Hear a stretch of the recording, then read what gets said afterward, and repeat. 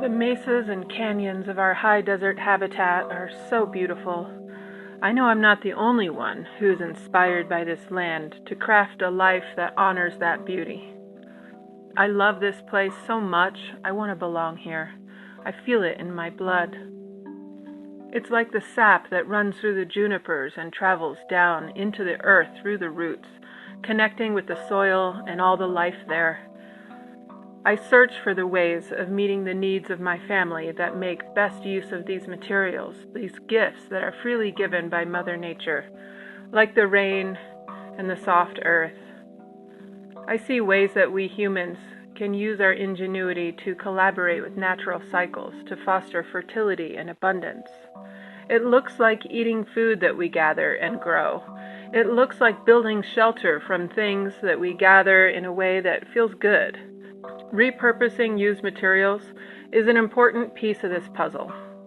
There's a whole flow of usable materials going into landfills and islands of trash in the ocean.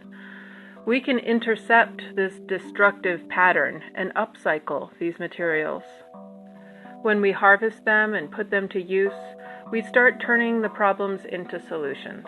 As we discover all the goodies that can be repurposed and share these with each other, we create a fun, grassroots, salvage-based economy.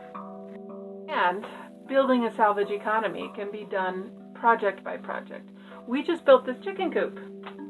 And we built it and designed it around all the materials we were able to scrounge. In the next video, I'm going to show you all the materials that we used in this project to create this habitat, and I'll tell you where we got them. We have prioritized upcycling in this project, which means designing around the windows and doors, for example, and pallets, and we've been able to do it without going to the hardware store very much, and that means doing it also with much less cash. Honoring all these little bits of Mother Earth that would have otherwise been treated as waste is very satisfying. And also, it stimulates my creativity.